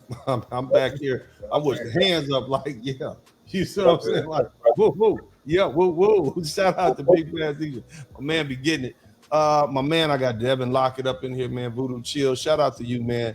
And I know you down in New Orleans, so I'm sure you got a lot to say about Essence. You've been there, probably going there for years. My man, D Money, aka the Hyena Hunter, Smoke Room. Good to have you up in here. Big shout out to Nat Cass Production. Thank you for your new membership, sister. You're welcome here. Clark Brown. I just saw Moist Watkins today with hurt feelings because Corey Holcomb checked him. Needed Willie D to step in and save him. We need keep checking. Willie D ain't gonna save me from saving from me though. I can tell you that now. That's off top. I don't negotiate with sellouts, and I can't do it. I just can't do it. Ain't nothing to talk about. Like. You can't do it. Until you stop making up shit and empowering these women to walk down this path of destruction. I don't really have nothing to say to you. You understand what I'm saying? That's where I'm coming from. It ain't no need to talk. Ain't no middle ground. You lying to my people. You see what I'm saying? You empowering these women to destroy themselves. These are the mothers of our children. I say a lot of shit, but I don't lie to them. I keep it 100. That's the difference between me. I may say something to hurt your feelings, but I'm trying to save your ass. That's the difference between me and these other dudes. They trying to lie. They want your money. Look at all this shit I talk. And it's women that say, yeah, I might not like how Dennis Spurling talks, but he's telling the truth. And I tell the truth to men and women. Everybody get this smoke. I speak truth. That's the difference. Ain't nothing to talk about. Until these so-called educated men, these thought leaders, stop lying to black people and start looking at the stats and speaking the truth, I ain't got shit to say to. Ain't nothing to fucking negotiate about. See what I'm saying? That's where I'm at. But anyway, sorry about that, fellas. I went off on a tangent. Sleep with the Third album. Third time is a charm. They kick out my super chats. Salute Uncle D. Support Black Male Media. Oh yeah, we got to keep them super chats popping. Daniel, you're doing a great job, Blizzard King. You definitely make black men look awesome. That's all I want to do. Because I make you look good. I make me look good. I make my sons look good. Make our life easy. You see what I'm saying? It's all about your reputation. That's what it's about. We had the reputation of some of these other ethnic groups. People would be like outspoken when something happened to us. But because ours is in the gutter, it's a bad situation. We got to do something about that. And it's on us to forge forward. Us hard-headed dudes. You see what I'm saying? Seaside Blue, Dr. Umar would say, those women twerking on stage were forced there because of Black Men Ride. Ain't that crazy? John BX Super Sticker. Seaside, thank you so much, man. Corvus Gobb said, brother Dennis, thank you for the heat you bring. All right, man. Anyway, so we got my guys up in here. Somebody, Drew Brees said, loving the track. Keep doing what you're doing. Shout out to the Black Excellence. All right, fellas. So we here. We got Devin Lockett smoking on his whatever he's. I'm watching you. I ain't forgot. I got that anyway. I'm in California, Joe. I'm in California. Come on, man. You gonna get me booted up out the internet. You can't smoke that up here, man. Don't do it. Don't show it, man. I got too many haters. But anyway, Devin, man, what would you like to add to this conversation, good brother? Brother, man, much respect, peace, and much respect, my brother, because this is the excellent topic for you to be talking about. Much respect to D Money and my man Broken Blade, Wrench Turner. I see my man Wrench Turner up in the chat room. Yo, man, I got to tell you, it is time for us as black men in America to take control of our image. Yeah. We got to be in control of that, man. Yeah. From music to sports, it's time for us to take over sports, man. If we're going to be the ones on the court playing, if we're going to be the ones on the field playing, we should be the ones controlling the money and everything, all right, from top to bottom, okay? We got our own media sources now with YouTube, man, so we should be able to do that. That's why I'm doing that with the show, you know? Yes, sir. All my hate watchers, somebody type hate watcher in the chat room. I don't care how much you hate me. The dominant society sees a black man who's interacting with a black woman in a positive manner, and they have healthy black children. I like that. That's what they see. Fuck y'all if you don't like me. I don't like you motherfuckers either, but I make you look good. You see what I'm saying? Understand that. I'm that ugly motherfucker in the other side of the room that's paying for all the drinks. You ain't got to like me. Just enjoy the benefits. You understand what I'm saying? But shout out to hate watchers. Somebody type hate watcher in the chat room. My man D Money, man, welcome to the broadcast, bro. Always good to see you, bro. What would you like to add to this conversation? And we are talking about checking these 304s before they destroy us all. What are your thoughts on that, man? Man, it's like, shout out to you, brother. Shout out to Cousin D, Voodoo Chill. What's up, my brother? already. You hit on so many points that I've said a lot of times. First of all, I believe, which is kind of universal, if you really care about people, you tell them what they need to hear, not what they want to hear. Yes, sir. If you really care about people, you got to tell them what they need to hear. It may be hard. It may not. It may go down like the roughest tequila you ever drunk in life. But like my man said, come bring the pain. Method Man. It may burn, but hey, it's the truth. It's going to help in the long run. Yeah. Secondly, it's a combination of enablers. You don't have the good sisters, which I call the lionesses, speaking against the hyenas. It's not here's the thing, brother. Here's the thing I want you to listen, since you brought that analogy up. When the lionesses are fighting the hyenas, it's kind of like an even match until the lion comes in. Because the lion comes in and snaps their back in one stroke and it's over. So these lionesses need these lions. These lionesses need the lions, us, strong men who are willing to put it on the line and protect our what? Pride. You see what I'm saying? We need to protect our pride. So that's why you see me providing cover to sisters like Crimson Cure. Right. Providing cover because see, I don't give a shit what the ladies got to say. They tried to cancel me in all kind of different ways. The shit ain't working. You see what I'm saying? So the Lord, the Most High, has put me in a special spot to be able to speak the truth. And so we have an obligation. It can't just be me. You see what I'm saying? It can't just be you. It need to be collectively all of us. It should be the code. You understand what I'm saying, brothers? We gotta be on code. We gotta be on code. When you see these ratchet broads spitting these silly ass quotes, I want you to just look. Check this out. Who she speak for? Gloria says fellas prefer ghetto girls over classy girls. Who made her our spokesperson? I ain't making that needs to be shut down. That's what I'm talking about. But go ahead, fellas. The floor is open, man. What would you guys like to talk about? We just throw in one point. The last point, which you just touched on. There's too many male hyenas. If you know about the hyena in nature, the male hyena is subservient and subordinate to the female hyena, right? Yeah. There's too many hyenas. I don't even want to disrespect hyenas. I compare these charlatans and these men. I don't even want to. Hyenas, at least they serve a purpose. Yeah. Okay, what you have here is you have men who are enabling these women for profit. Right. They benefit from these women by lying to them and leading. Yeah, girl, they're Pied Pipers. You see what I mean? And they're leading our women to self-destruction. Black woman, these men don't love you. I want y'all to hear me. See, I'm a hard man. I know that, ladies. I'm a hard man. I was raised by hard men. But what you see from me is genuine love. You see from me genuinely, because I'm gonna tell you the truth. See, I'm not only am I not gonna let that motherfucker hurt you. You understand me? I'm gonna call you on your bullshit, and I'm gonna snatch your ass back in the house and tell you to sit your ass down and put some clothes on and cross your legs. I'm not gonna tell you, girl, get in the car and get butt naked and smoke some weed and get drunk. And if he has sex with you, it's his fault, girl. No, I'm gonna tell your dumb ass you shouldn't have been putting yourself in a situation in the first place. Okay. Number one, he has fault too, but you don't put yourself. That's the sort of protection I offer. See, that's me. And if you're a good, righteous, upstanding woman, I have no problem putting myself on the line for you. With all I have to lose, I have no problem protecting a good, decent black woman who is law-abiding, minding her business, and who's loyal and not one of these traitorous, rotten-ass bras. I have no problem doing that. But I'm not trading my life for one of these no-good-ass whores out here. Go ahead, bro. Let's talk, Devin. Go ahead.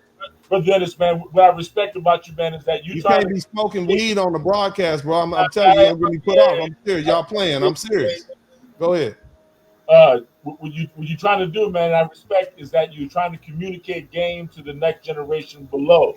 And I got a couple of years on you, man, and I understand, because most of the brothers from your generation on up have been intimidated by the system, because so many of these ratchet females have been calling the popos on us, and the looming threat of expressing your masculinity as a heterosexual, foundational Black American man has been squelched, right? It ain't been squelched to me, because I ain't scared of no popos, but there's very few of us around. There's very, very, very few of us around.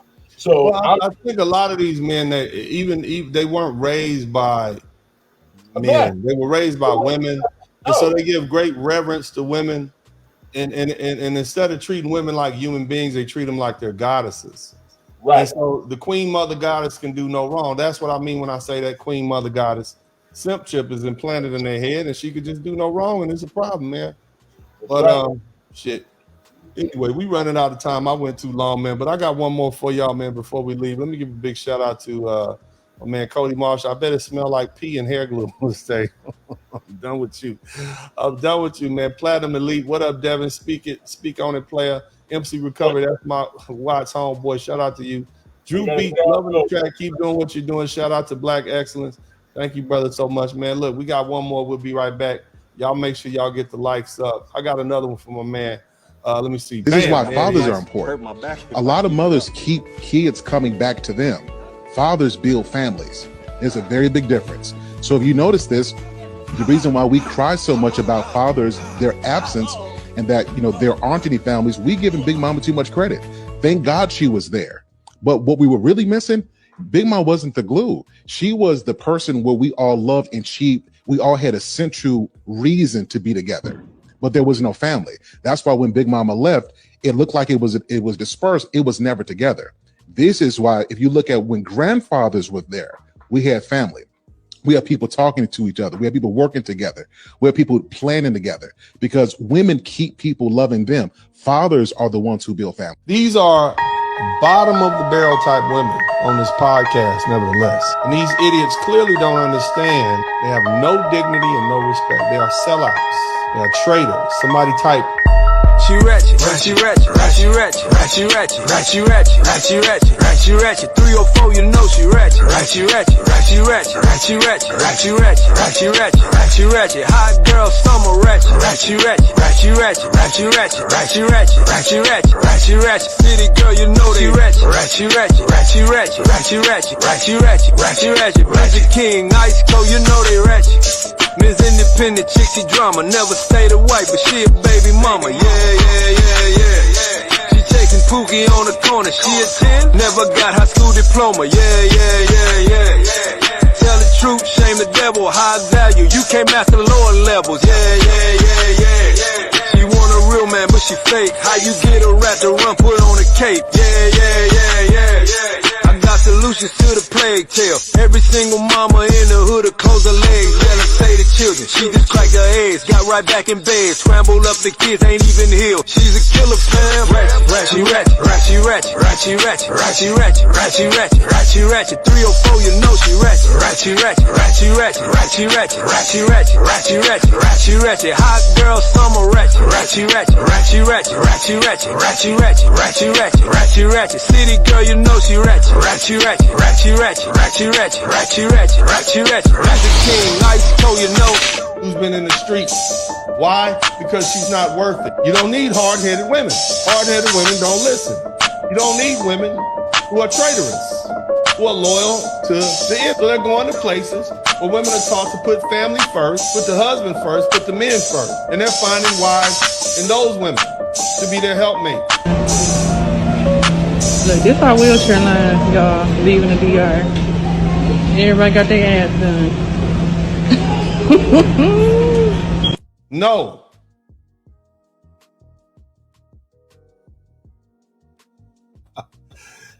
Yeah, welcome back to the broadcast. Anyway, man, it's about time to wrap it up, man. Big shout out to Devin Logan and D Money. Yeah, man. Big shout out to Big Bass DJ, man. He come with the hits, man.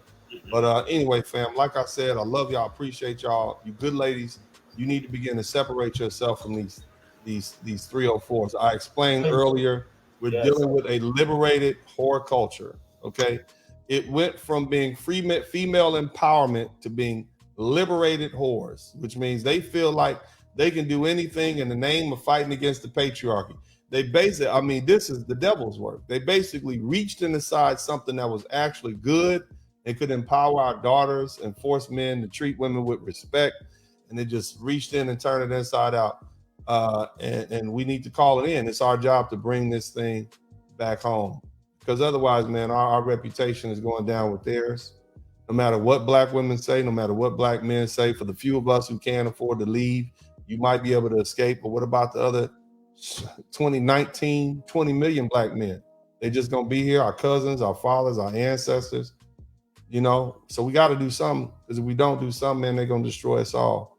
You know, they're going to destroy us all by first eliminating our reputation, reducing us down to pookies, ray-rays, thugs, criminals, classless hood rats. And then the dominant society is going to say, see, they deserve destruction. Look at them. They're useless. And then we're gone. That's how that works.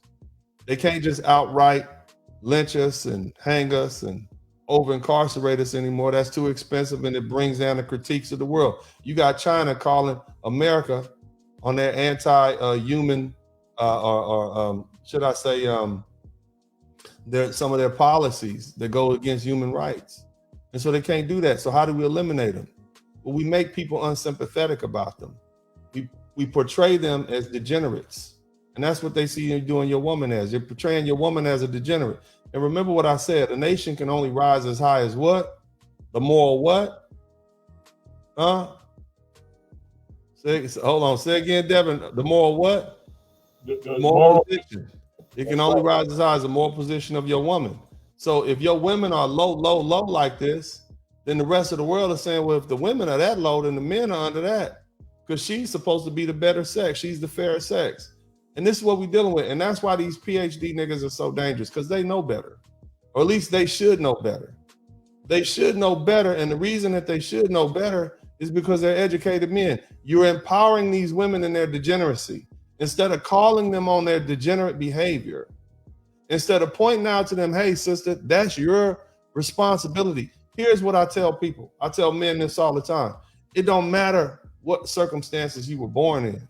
You have an obligation to get yourself out of those circumstances. They tell you that in the military, I'm sure. I drop you off in a fucking war zone. Okay, too bad. You gonna lay down and die, or you gonna fight your way out of it? Same thing with growing up in the ghetto. Yeah, you might grow up in the ghetto. You might be subjected to racism and police brutality. But this is your life, and you have an obligation to get yourself out of that hole. Ladies, you've had a hard life. I get it. Some of you had mamas that wasn't no good. And so now you want to show your ass to the whole world and say, and just be, degenerate. And in doing so, You thumbing your finger up, you giving a big F you to everybody. But really, you making yourself look bad and you making all of us look bad. You're rebelling. And you got to do better. And I'm talking to the hood rat chicks right now. I'm talking to the thoughts and the 304s.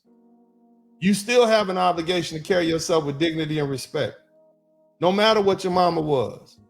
You don't have to suck dick for a living and take it up the ass, sweetheart, because your mama was a drug addict or a crackhead. That's not who you are. The Most High wanted you to be here for a reason. You have a purpose and a destiny. But see, it's not my job to empathize with you. Kevin Samuels tried to do that. I'm not. I'm gonna watch you burn. I'm gonna watch you die. But what I'm not gonna do is let you take me and my sons down the gutter with you. So I'm gonna chastise you. I'm gonna chastise you like the burning fires of hell. Because I recognize those are demonic spirits in you. We call it Jezebel. Somebody type Jezebel in the chat room. That's what you're dealing with, and you can't be told nothing. That's what makes you so dangerous. And these niggas who are supposed to be authorities, they egging you on. And you paying them for it. You buying their books. You buying their t-shirts. You co-signing with them. Because they make you feel good about your degeneracy. That's like that is your crack dealer, ladies. That is your meth dealer. They constantly gassing you up to keep going down that path of destruction. And we're all tethered to you. We all chained together because we all one people. So I think about this. And I think about my children. I'm not going to be here in 30 years, more than likely. But my sons will. And like I tell you brothers all the time, I want you to marry Black women. I want you to marry women of African descent. My preference is for you to marry Black women right here in America. You shouldn't have to go all around the world to get you a good woman. But if you can't find one, then man, go to Africa, get you a beautiful Black sister. Go to the West Indies, go to Caribbean, get your Afro-Latina, whatever. And if you can't find a woman of African descent, you say absolutely the whole wide world. You just can't find one. Marry who loves you, find peace of mind and happiness. But that don't do me no pleasure to say that. We got a proud people who've overcome so much. We're God's chosen people. And that's why we're here. Because God wanted us to be here. Throughout all the people, throughout all the history of the people in the world, no one has overcome what we've come to and rise to such heights. The whole world knows our name. How many other people, other ethnic groups around the world only comprise 13% of a country's population? And the whole world knows about us. The whole world looks up to a Michael Jordan, a Michael Jackson. The whole world looks up to all our great superstars, all our great actors, Denzel Washington. We mean something. And it would be a shame if we allowed this culture to disintegrate because what? We decided we didn't want to do nothing about this ratchet shit. Time to clean house, family. Somebody type clean house in the chat room. That's what it's time for us to do. We got to clean house. You men have to step up and you got to be the lions of the community. You got to be the lions of this nation, the lions of your people, the lions of Judah. You got to step up, brothers. Be vocal, speak your words, don't hold back. They can't do nothing to you. And all these fake ass intellectuals that you see pimping your women, because that's really all they do. They just modern day pimps, using them, lying to them. Y'all got to check them. And I'm not telling you to go outside and hit nobody upside the head. I'm telling you to check them with the truth, just like you see Uncle D doing. I want you to take my job. That's what I want. I want you to take my job, and I want you to do it better than me. Same thing I have for my sons. I want them to be better than me, and I want you to be better than me. That goes for older men, younger men, everybody. Shouldn't just be one soldier out here on the front lines. I need men next to me. But the question is, who's going to stand next to me? And who's going to push forward when I fall? Think about that. God bless y'all. I love you. This is Uncle D. Shout out to Devin. Shout out to D Money. I'm out.